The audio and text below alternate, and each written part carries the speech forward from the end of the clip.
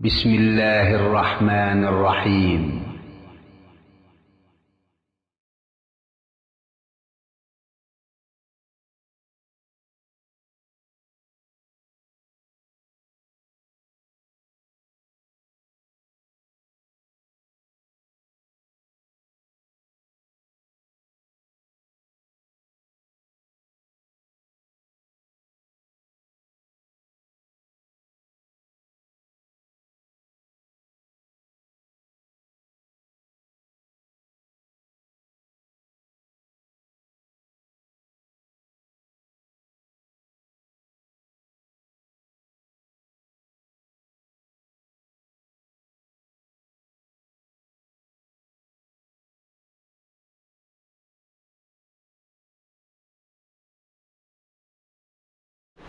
السلام علیکم ورحمۃ اللہ وبرکاتہ. بسم اللہ الرحمن الرحیم. الحمد للہ رب العالمین والصلاة والسلام علی سید الانبیاء والمرسلین نبینا محمد وعلی آلہ وصحبہ اجمعین ومن تبعہم بإحسان الی یوم الدین. سورہ تحریم میں اللہ تعالیٰ کا ارشاد ہے، یا ایہا الذین آمنوا قوا انفسکم واہلیکم نارا وقودها الناس والحجارہ علیہا ملائکۃ غلاظ شداد لا یعصون اللہ ما امرہم ویفعلون ما یؤمرون، جس کا ترجمہ ہے، اے لوگو جو ایمان لائے ہو، اپنے آپ کو اور اپنے گھر والوں کو دوزخ کے عذاب سے بچاؤ. دوزخ کی آگ جس کا ایندھن پتھر اور لوگ ہوں گے، اس آگ کو لوگوں کے ذریعے اور پتھروں کے ذریعے بھڑکایا جائے گا، اور اس دوزخ پر جو ذمہ دار ہوں گے ایسے سخت طبیعت کے فرشتے ہوں گے جن کے دل میں ذرا بھی نرمی نہیں ہوگی. سخت طبیعت کے، سخت مزاج کے اور سخت طاقت والے.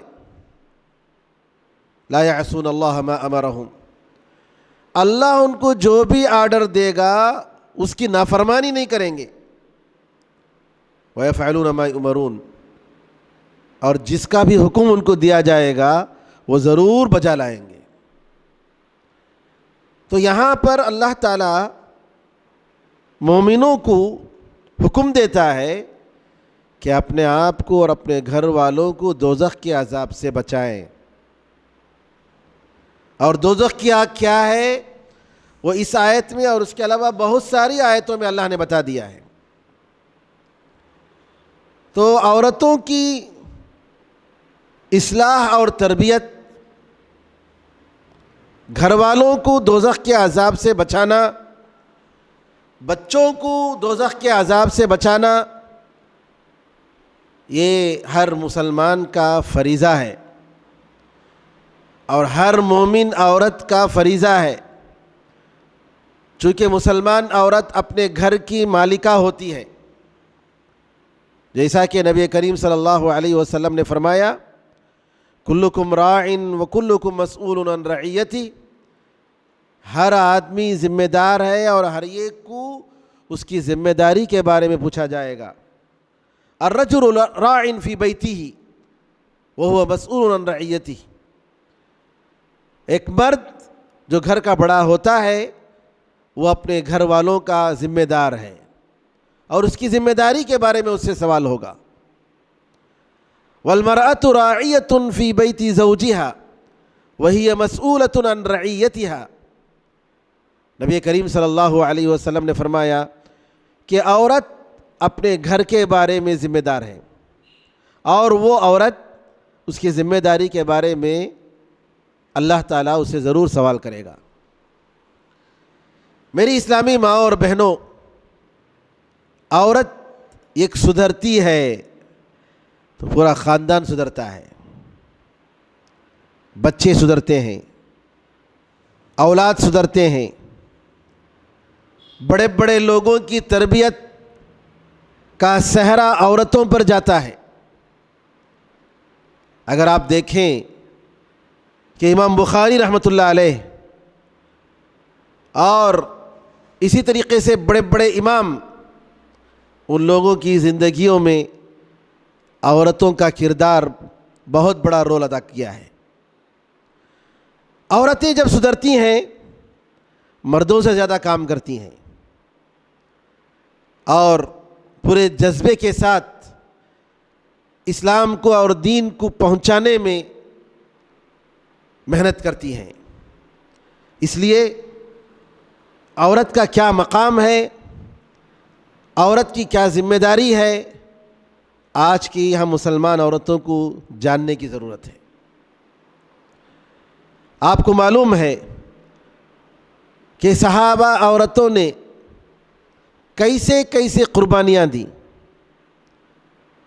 نبی کریم صلی اللہ علیہ وسلم کے اطراف جو صحابہ اور صحابیات تھے ان کی زندگیاں آپ ذرا دیکھیں۔ ابو طلحہ رضی اللہ تعالیٰ عنہ جی مسلمان نہیں ہوئے تھے، اور ام سلیم رضی اللہ تعالیٰ عنہا کے پاس اپنی شادی کے لیے رشتے کا پیغام دے کر بھیجتے ہیں۔ ام سلیم بڑی عقل والی عورت، ایسی عورت سبحان اللہ، اگر آپ ان کی زندگی پڑھیں گے کہ ام سلیم رضی اللہ تعالیٰ عنہ کیا کیا کردار ادا کیا انہوں نے اور کتنی عقل کی بات کی، اللہ اکبر۔ اور ہم مسلمان عورتوں کو چاہیے کہ ایسے نیک لوگوں کے اور صحابیات کی زندگیوں کا مطالعہ کریں، بجائے اس کے کہ ہم اپنے اوقات کو ٹی ویوں کے سامنے اور آج کل فون میں برباد کریں۔ کیا ہی بہتر ہوتا کہ ان نیک عورتوں کے ساتھ ہمارے وقت گزرتے۔ ام سلیم کے پاس ابو طلحہ رشتہ بھیجتے ہیں شادی کے لیے۔ ام سلیم رضی اللہ تعالی عنہا کہتی ہیں آپ کے جیسا شریف انسان جب شادی کا پیغام دیتا ہے تو رد نہیں کرنا چاہیے، قبول کرنا چاہیے، لیکن میں ایک مسلمان عورت ہوں، میں اللہ پر ایمان رکھتی ہوں، اگر آپ مسلمان ہو جائیں گے تو میں آپ کے ساتھ شادی کرنے کے لیے تیار ہوں، اور آپ کا اسلام لانا یہ میرے لیے مہر ہوگا۔ سبحان اللہ۔ مہر کے لیے مجھے پیسے نہیں چاہیے، سونا اور چاندی نہیں چاہیے، بس یہ کہ آپ مسلمان ہو جائیں۔ دیکھیے، ایک عورت اپنی زندگی اور اپنی عزت کو ایک مرد کے حوالے کرنے کے لیے کوئی مہر کا پیسہ نہیں چاہتی ہے، دنیا کا پیسہ نہیں چاہتی ہے، بلکہ ایک مسلمان کی، ایک آدمی کی ہدایت چاہتی ہے۔ وہ کہتی ہے کہ اگر آپ مسلمان ہو جائیں گے تو آپ کا اسلام لانا میرے لیے مہر ہے۔ سبحان اللہ۔ اور ابو طلحہ رضی اللہ تعالیٰ عنہ مسلمان ہوتے ہیں، مسلمان ہوتے ہیں، اور ان کا اسلام لانا ام سلیم رضی اللہ تعالیٰ عنہ کے لیے مہر ثابت ہوتا ہے، اور ام سلیم رضی اللہ تعالیٰ عنہ ان کے ساتھ زندگی گزارتے ہیں۔ ام سلیم رضی اللہ تعالیٰ عنہ کے واقعات، ایک اور واقعہ میں آپ کو سناتا ہوں، شاید آپ سنے ہوں گے کہ ایک مرتبہ غزوہ خندق کے موقع پر جبکہ نبی کریم صلی اللہ علیہ وسلم مدینہ منورہ میں رہ کر مدینے کے باہر گئے بغیر کفار، مشرکین اور یہودیوں کا مقابلہ کرتے ہیں۔ یہودی اور کفار اور مکے کے مشرکین مسلمانوں کے خلاف جمع ہو جاتے ہیں، اور نبی کریم صلی اللہ علیہ وسلم سلمان فارسی رضی اللہ تعالیٰ عنہ سے مشورہ کرتے ہیں کیا کریں گے۔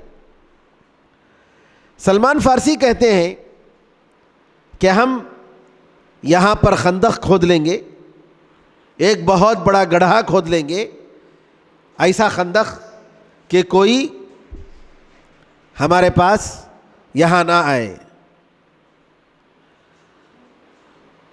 ام سلیم رضی اللہ تعالی عنہا نبی کریم صلی اللہ علیہ وسلم دیکھتے ہیں کہ ان کے پاس خنجر ہے، خنجر، جنگ کا ماحول ہے، اور مدینے والوں کے اطراف سارے دشمن جس طریقے سے قلعے کے اطراف ہوتے ہیں اس طریقے سے گھیرے ہوئے ہیں، اور نبی کریم صلی اللہ علیہ وسلم پوچھتے ہیں ام سلیم یہ خنجر لے کر کیا کرو گے تم؟ ام سلیم کہتی ہیں اگر کوئی کافر مجھ سے قریب ہوگا تو اس کا پیٹ پھاڑ دوں گی۔ سبحان اللہ، کتنی ہمت دیکھیے، ایک مسلمان عورت کتنی ہمت کے ساتھ دشمن کا مقابلہ کرنے کے لیے تیار رہتی ہے۔ اگر کوئی کافر میرے قریب آئے گا تو میں اس خنجر کے ذریعے اس کا پیٹ پھاڑ دوں گی۔ سبحان اللہ۔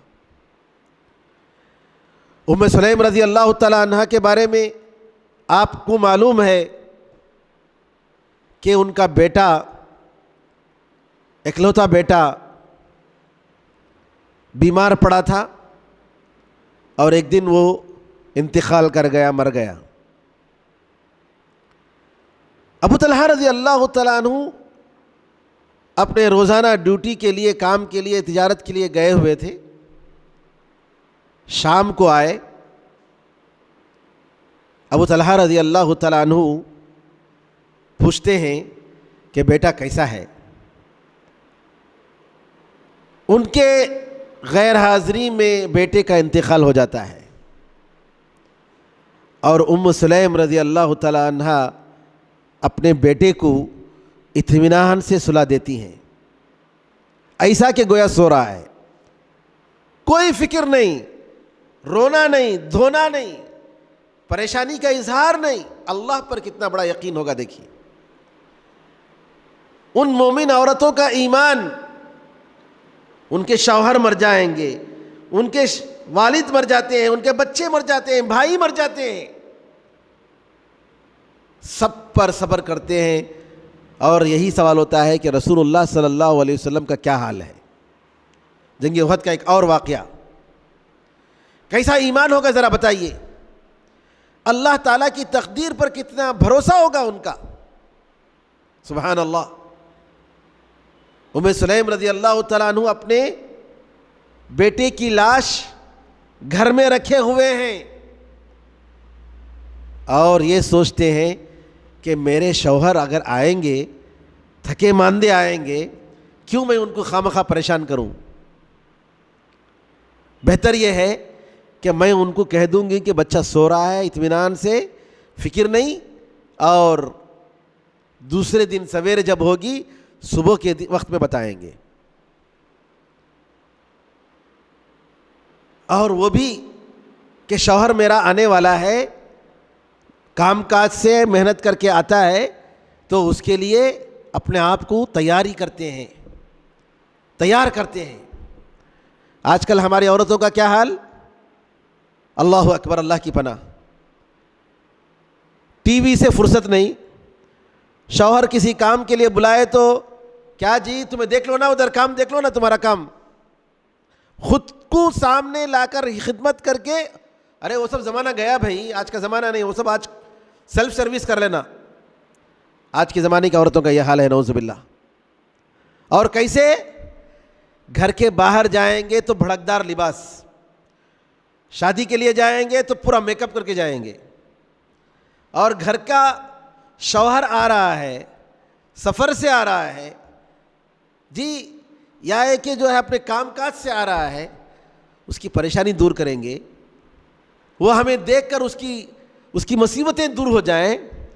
یہ نہیں کیا ہے عورتیں غلام نہ، ہمارا غلام گھر کا جی، کوئی فکر نہیں۔ وہ جو کپڑا ہوتا ہے میکسی، جو چولہے کھوٹری میں جو میکسی پہنتے ہیں، وہ میکسی کے ساتھ اپنے شوہروں سے ملیں گے اور اسی حالت میں سوئیں گے، نعوذ باللہ۔ ام سلیم رضی اللہ تعالیٰ عنہ کا واقعہ دیکھیے. شوہر آنے والے ہیں کام کاج سے, گھر میں بچہ مرا پڑا ہے, اپنے شوہر کو پریشان نہیں کریں گے اور ان کو تسلی کے کلمات کہہ کر کل انشاءاللہ بتائیں گے, اور اپنے آپ کو اچھی طریقے سے سنوار لیتے ہیں. اور شوہر ابو طلحہ رضی اللہ تعالیٰ آتے ہیں, کھانا ان کا رکھتے ہیں, پوچھتے ہیں بیٹا کیسا ہے؟ ام سلیم کہتے ہیں بالکل آرام سے ہے, کوئی تکلیف نہیں اب اس کو, بالکل آرام سے ہے, ہر قسم کی پریشانی ختم ہو گئی. تو ابو طلحہ رضی اللہ تعالیٰ عنہ اطمینان سے ہیں, اور ایسے موقع پر شوہر اپنی بیوی سے جو رات میں ہوتا ہے ابو طلحہ رضی اللہ تعالیٰ عنہ وہ بھی کرتے ہیں. ذرا غور کیجئے, ام سلیم رضی اللہ تعالیٰ عنہ اپنے دل پر کتنا بڑا پتھر رکھ کر کہ کسی بھی طریقے سے میرے شوہر کو پریشانی نہ ہو, کیسا وہ کیے ہوں گے, کس طریقے سے ان کے ساتھ پیش آئے ہوں گے, صرف اس لیے کہ میرے شوہر کو کوئی تکلیف نہ پہنچے, اور اللہ پر یقین, اللہ پر بھروسہ. ام سلیم رضی اللہ تعالیٰ عنہ صبح ہوتی ہے, اور وہ بھی کیسے, بتانے کا طریقہ رو کر دھو کر نہیں, شوہر کو سمجھاتے ہیں. سمجھانے کا طریقہ دیکھیے, ایک پڑھی لکھی عورت اور ایک جاہل عورت میں ہی فرق ہوتا ہے. ایک ایماندار عورت اور وہ عورت جس کے اندر اللہ کا یقین نہیں, جنت کا یقین نہیں, ان دونوں میں ہی بڑا فرق ہوتا ہے. ام سلیم رضی اللہ عنہ پوچھتی ہیں آپ کا کیا خیال ہے, کچھ لوگوں نے دوسرے لوگوں کے پاس ایک امانت لے جا کر رکھے اور کہا کہ میں اتنے دن کے بعد وہ امانت واپس لے لوں گا, تو گئے, امانت جب رکھا اور وہ مدت جب ختم ہو گئی تو امانت لینے کے لیے واپس گئے. اب وہ جب امانت واپس لینے کے لیے گئے ہیں تو جن کے پاس امانت رکھی گئی تھی وہ لوگ رو رہے ہیں اور دھو رہے ہیں, اور وہ لوگ کہہ رہے ہیں کہ نہیں بھائی ہم کیسی امانت واپس کریں, کیسا واپس کریں, شکایت کر رہے ہیں. کیا خیال ہے آپ کا؟ ابو طلحہ رضی اللہ تعالیٰ کہتے ہیں ارے یہ تو بڑے ظالم لوگ ہیں, یہ کیسے ہو سکتا ہے؟ امانت جب امانت تھی تو امانت دار کا تقاضا یہ ہے کہ وہ امانت اس کو واپس کیے, جن کی امانت تھی, جن کی چیز تھی, وہ امانت واپس ہو جائے بغیر کسی تکلیف کے, بغیر کسی شکایت کے, بغیر کسی پریشانی کے. ان کو امانت واپس کرنی چاہیے تھی, کیوں شکایت کر رہے ہیں؟ کون بول رہے ہیں؟ ابو طلحہ رضی اللہ تعالیٰ عنہ. اب یہ جواب سننے کے بعد اپنے شوہر سے ام سلیم رضی اللہ عنہ کہتی ہیں آپ کا بیٹا آپ کے پاس چند دنوں کے لیے اللہ تعالیٰ کی امانت کے طور پر تھا, اللہ تعالیٰ نے کل شام کو اپنے پاس اس کو واپس بلا لیا, اب آپ کو غم کرنے کی ضرورت نہیں, آپ صبر کریں. سبحان اللہ. ایک عقل والی عورت کیسا اپنے شوہر کو سبق سکھاتی ہے, ذرا غور کریں میری بہنوں. کیا آج ایسی مثال ملے گی؟ یا یہ کہ مصیبتوں پر کچھ اور مصیبتیں ڈالنے والی ہوتی ہیں. شوہر پریشان ہو کر گھر پر آتا ہے, کتنے کی مسائل ہوں گے, وہ سب نہیں, وہ سب تمہارے کیا پریشانی آئیں گی تمہیں معاش رکھو, یہ ہمارے یہ دیکھو یہ پوری لسٹ, مجھے معلوم نہیں تمہیں کہاں سے لاتے گی, تمہیں چرا کو لاتے گی, تمہیں ڈاکہ ڈاکو لاتے گی, مجھے معلوم نہیں. استغفر اللہ. ایک مسلمان عورت کہہ سکتی ہے مجھے چاہیے ہمارے گھر میں فلاں کی شادی ہے اور اس شادی کے لیے نیا ڈریس چاہیے. استغفر اللہ. یہ مسلمان عورت. آج ہماری عورتیں کہاں جا رہی ہیں ذرا دیکھیے گا, یہ کتنے افسوس کا مقام ہے. کیوں؟ اس لیے کہ ہم نے اس دنیا کو سب کچھ سمجھ لیا. ہماری نظر میں یہ دنیا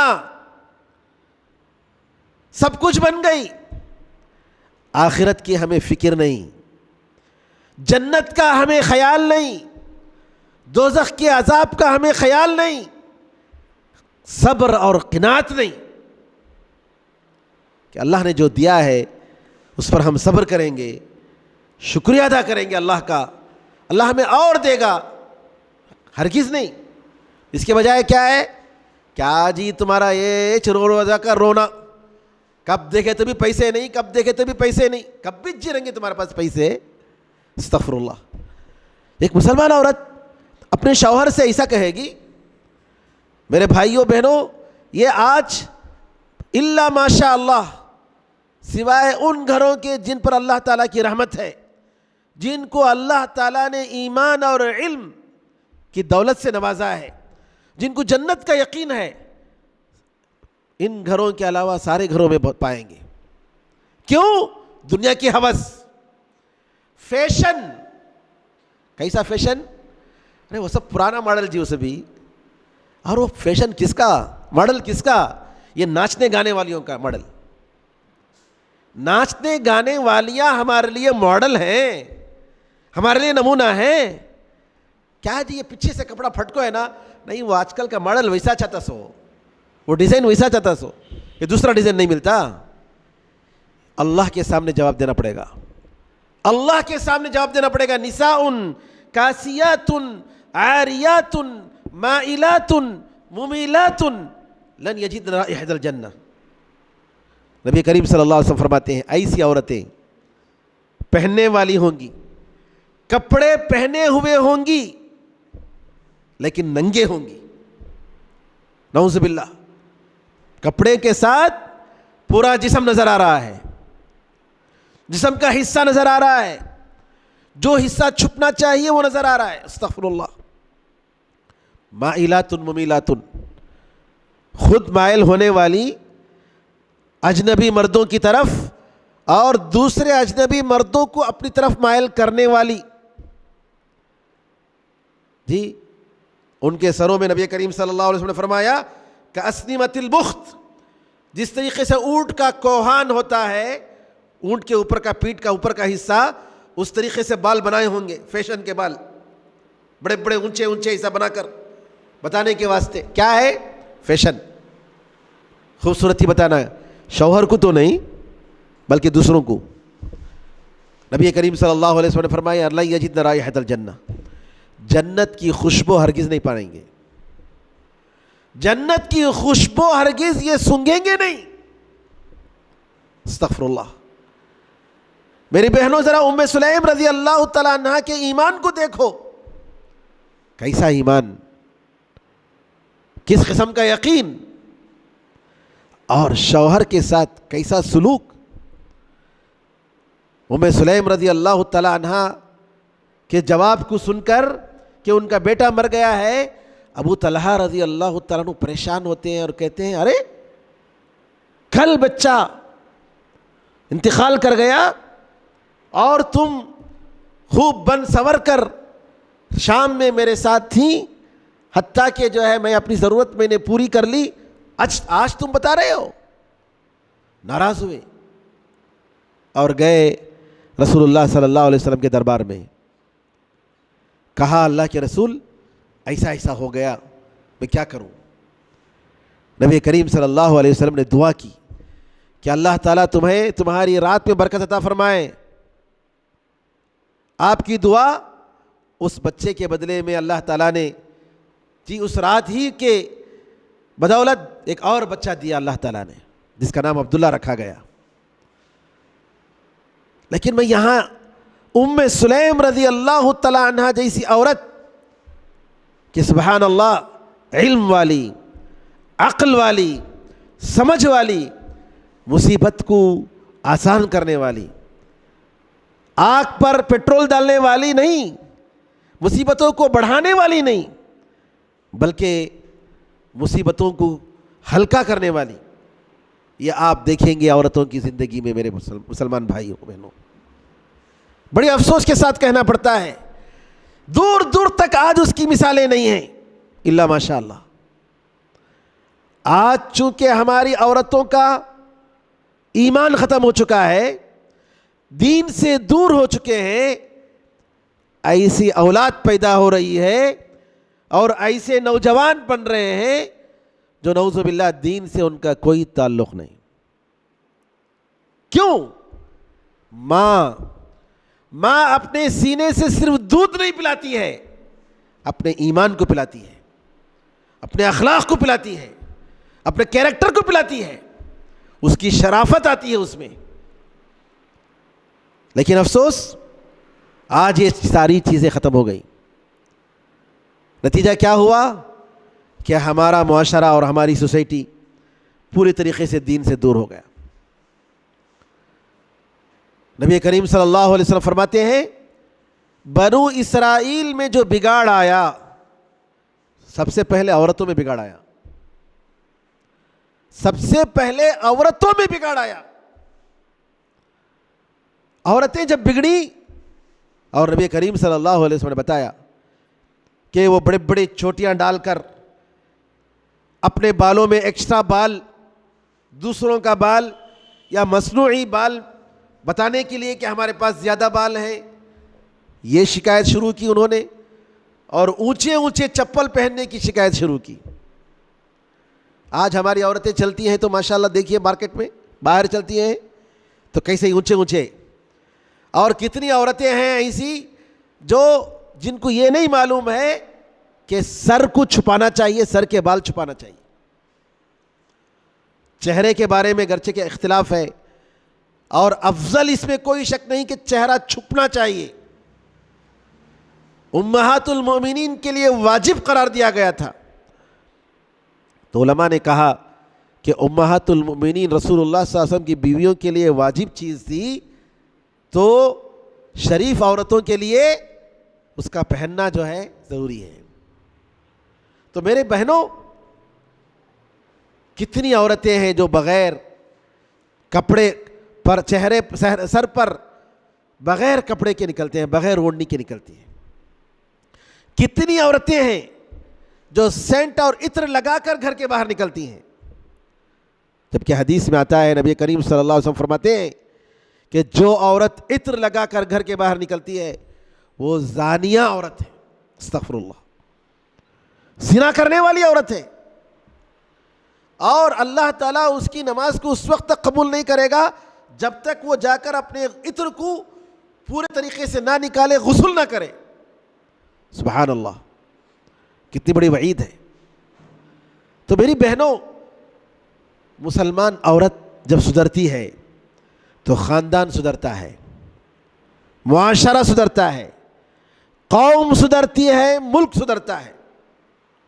اور اگر عورت بگڑتی ہے, عورت پہ بگاڑ پیدا ہوتا ہے, تو پورا معاشرہ, پورا ملک برباد ہوتا ہے. تو لہٰذا سب سے پہلے ہم لوگوں کا یہ فریضہ ہونا چاہیے اور ہمیں اس کی فکر کرنی چاہیے کہ ہم اپنی عورتوں کی اصلاح کریں. اور یہ دروس کا سلسلہ جو ابو سفیان سینٹر میں جو ذمہ داروں نے شروع کیا ہے, اللہ تعالیٰ انہیں جزائے خیر عطا فرمائے. اللہ تعالیٰ سے دعا ہے کہ اس سینٹر کے ذریعے اور ان دروس کے ذریعے ہماری ماؤں اور بہنوں کو فائدہ پہنچے, دین کی دعوت اور ان کی اصلاح اس سینٹر کے ذریعے اللہ تعالیٰ پہنچائے اور اس میں برکت عطا فرمائے اور اس عمل کو قبول فرمائے. تو یہ ایک بہت بڑا کام ہے. ہمارے اس معاشرے میں کتنی بیماریاں ہیں, کیسی عورتوں کا فتنہ ہے, کتنی عورتیں نعوذ باللہ اپنی عزت بیچ کر تجارت کر رہی ہیں, اور کون مسلمان عورتیں, اور کتنی ایسی عورتیں ہیں ہمارے محلے میں افسوس کے ساتھ کہنا پڑتا ہے کہ غیر مسلموں کے ساتھ ان کا رشتہ جڑ چکا ہے. اور ان ساری خرابیوں کی اصلاح کے لیے اگر کوئی فکر کر سکتا ہے تو آپ جیسی مائیں اور بہنیں ہیں جو عورتوں کی اصلاح کے لیے آپ کوشش کر سکتے ہیں. عورتوں کی اصلاح, ہم چاہتے ہیں کہ انشاءاللہ یہ محلہ مدراس کے دوسرے محلوں کے لیے ایک نمونہ بن جائے. یہاں انشاءاللہ قرآن کریم کا حفظ قرآن کی کلاسیں شروع ہو, روزمرہ دین کی دعوت اور تبلیغ کا سلسلہ شروع ہو, اور یہاں کی عورتیں عالمہ اور حافظہ بن کر انشاءاللہ پورے معاشرے میں تبدیل کے لیے کوشش کریں انشاءاللہ. لیکن میری ماں اور بہنوں, یہ جب تک صرف 1-2-4 مرد حضرات ان کی خواہش اور ان کے لیکچرز اور ان کی کوشش سے نہیں ہو جائے گا, بلکہ اس میں آپ لوگوں کو محنت کرنی ہوگی. عورتوں کو جب عورتیں سمجھائیں گی, عورتیں فون کر کے بلائیں گی, دعوت دیں گی کہ بہنوں آج درس ہے. کتنے لوگوں سے ہم اپنے فون میں بات کرتے ہیں, اپنے دوستوں سے, اپنی سہیلیوں سے, رشتہ داروں سے. بھئی اللہ کے لیے اگر تھوڑی دیر کے لیے ہمارا فون اگر استعمال ہو جاتا ہے, یہ SMS کر دیتے ہیں کہ دیکھیے آج درس ہو رہا ہے, براہ کرم آپ بہنیں آج کے دن یہاں جمع ہو جائیں. اللہ تعالیٰ جزائے خیر دے نعیم بھائی کو, ہر قسم کا انہوں نے اہتمام کیا ہے. پہلے ایک درس, اس سے پہلے میں آیا ہوں, اوپر درس ہوا کرتا تھا پردے کے پیچھے, اور الحمدللہ یہاں پر ماشاءاللہ کیمرے کے ذریعے, ٹی وی کے ذریعے پروگرام جو ہے لائیو پروگرام نقل ہو رہا ہے اور آپ دیکھ سکتے ہیں. اور انشاءاللہ آگے جا کر سوال جواب کا موقع بھی دیا جائے گا کہ اگر کوئی آپ کے پاس سوال ہو تو 5-10 منٹ کے لیے پروگرام کے آخر میں آپ دین کے مسائل معلوم کر سکتے ہیں. اگر کسی بھی ایک بہن کے ذریعے کوئی اگر بہن آتی ہے, اس کے ایک فون کے ذریعے, اور الحمدللہ اس کی زندگی میں سدھار آ گیا, جو بات اس نے سنی اس پر اس نے عمل کرنا شروع کیا, تو کیا جس بہن نے فون کے ذریعے دعوت دی اس کو اس کا ثواب نہیں ملے گا؟ ضرور ملے گا. حدیث میں آتا ہے, نبی کریم صلی اللہ علیہ وسلم فرماتے ہیں کہ اگر کوئی شخص کسی کو اچھے کام کی طرف بتاتا ہے, اچھا کام اس کی طرف دعوت دیتا ہے, بھئی یہ کام ہے آپ کیجئے گا, اس میں آپ ہیلپ کیجئے, براہ کرم آپ بھی شرکت کیجئے, آئیے تشریف لائیے, ایک دین کا پروگرام ہے, اور اس کی وجہ سے وہ سن کر اس پر عمل کرتے ہیں, تو جو عمل کرتے ہیں اس کا ثواب آپ سب کو ملے گا, آپ بہنوں کو ملے گا. اور حدیث میں آتا ہے, نبی کریم صلی اللہ علیہ وسلم فرماتے ہیں لَأَن يَهْدِيَ اللَّهُ بِكَ رَجُلًا وَاحِدًا خَيْرٌ لَكَ مِنْ حُمُرِ النَّعَمِ, کہ اللہ تعالیٰ آپ کے ذریعے ایک آدمی کو, ایک عورت کو ہدایت دے دے, ایک انسان کو ہدایت دے دے, یہ آپ کے لیے لال اونٹنی سے زیادہ بہتر ہے. نبی کریم صلی اللہ علیہ وسلم کے زمانے میں لال اونٹنی کی قدر و قیمت کیسے تھی؟ بالکل جیسے آج ایک ہوائی جہاز کی قیمت ہے. ہوائی جہاز کی قیمت کیا ہے؟ معمولی ہے. اس کی جو قیمت تھی اس زمانے میں لال اونٹنی کی قیمت تھی, بہت بڑا مالدار سمجھا جاتا تھا.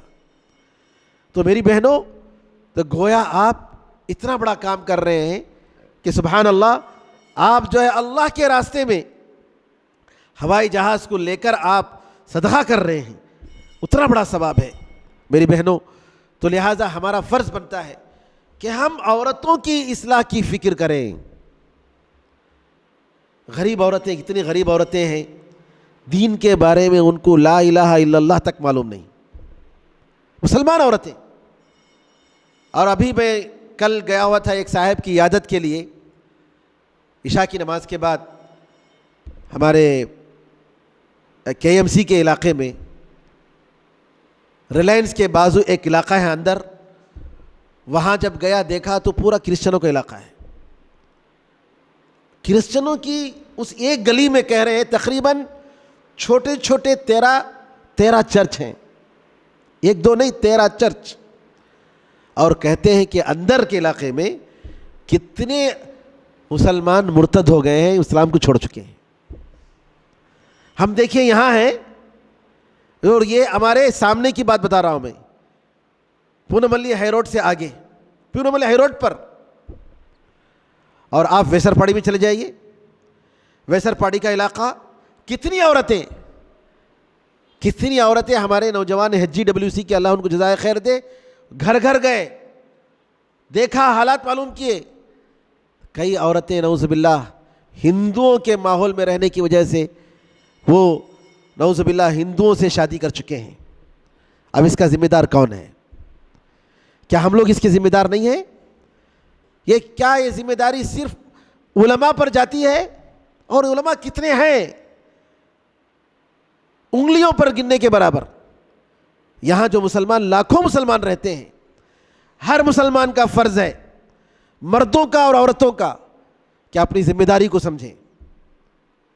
قرآن میں نبی کریم صلی اللہ علیہ وسلم نے حدیثوں میں بے شمار مقامات میں فرمایا اور کہا کہ تمہیں پیدا کیا گیا ہے اس لیے تاکہ تم نیکی کا حکم دے اور برائیوں سے روکے. نیکی کا حکم دے اور برائیوں سے روکے.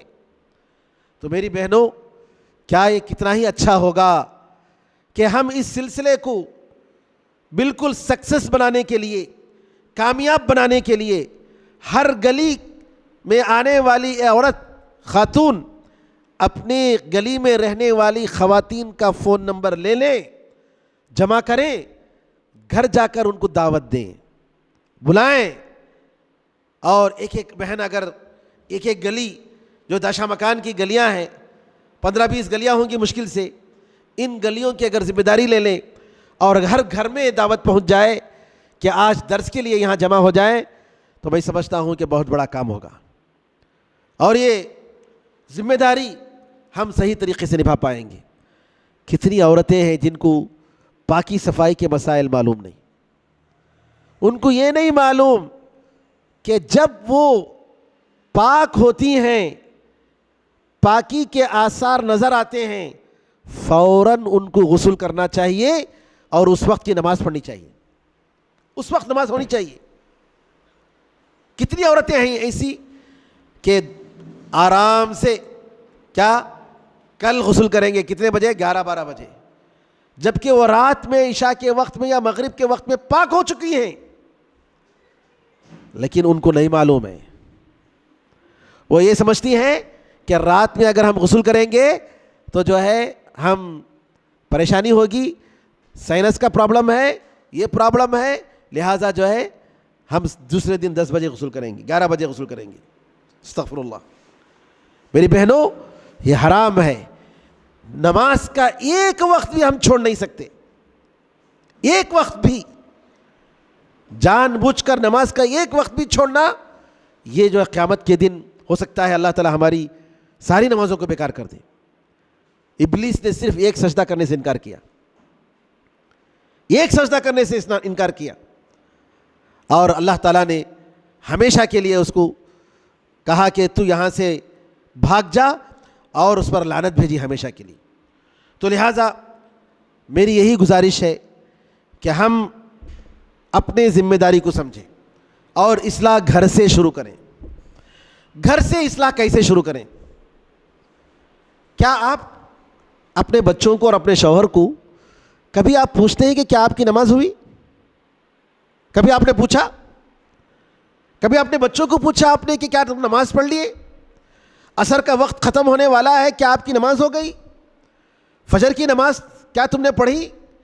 کبھی آپ اپنے بچوں کو، اپنے شوہر کو، اپنے گھر میں رہنے والے لوگوں کو جگانے کی کوشش کرتے ہیں؟ کیا کبھی آپ نے بچوں کو صبح اور شام میں پڑھنے کی دعائیں آپ نے یاد دلائیں؟ میں یہ امید رکھتا ہوں کہ انشاءاللہ آپ پڑھتے ہوں گے. لیکن یہ کافی نہیں ہے کہ آپ پڑھ لیں، لیکن سوال یہ ہے کہ کیا آپ اپنے گھر میں کوئی برائی دیکھتے ہیں، اس کو روکنے کی کوشش کرتے ہیں؟ میوزک کی آواز سنتے ہیں تو کیا آپ روکنے کی کوشش کرتے ہیں؟ کبھی آپ اپنے بچوں کو اور اپنے بڑوں کو، اپنے شوہر کو، کبھی آپ نے پوچھا کہ آپ نے قرآن پڑھا؟ کیا قرآن کریم آپ پڑھتے ہیں؟ کبھی آپ نے پوچھا؟ تو آپ دین کیسے پھیلے گا؟ ہم اللہ کے سامنے اپنا چہرہ کیسا دکھائیں گے جب ہم اپنے گھر سے اصلاح شروع نہیں کر رہے ہیں؟ اور ہمارے گھروں میں وہ سارا کام ہو رہا ہے، وہ نماز کی پابندی نہیں ہو رہی ہے، جو کہ ایک مسلمان اور غیر مسلم کا سب سے بڑا فرق ہے. جو نماز نہیں پڑھتا ہے وہ کافر، وہ مسلمان نہیں. بلکہ میں آپ کو بتاؤں، سعودی علماء نے کہا، فتویٰ دیا باقاعدہ، کہ جو عورت نماز پڑھتی ہے اور اگر اس کا شوہر نماز نہیں پڑھتا ہے اور بار بار کہنے کے باوجود نماز نہیں پڑھتا ہے، تو ان دونوں کے درمیان نکاح نہیں رہتا ہے. اور اس عورت کو چاہیے کہ اس شوہر سے اپنے آپ کو بچائے کیونکہ وہ کافر ہے. یہاں تک کتنی عورتیں آج، کتنے مرد ہیں جن کے گھروں میں نماز نہیں پڑھتے. دنیا کی زندگی تو معمول چلتی ہے لیکن مسجد آنے کی فکر نہیں.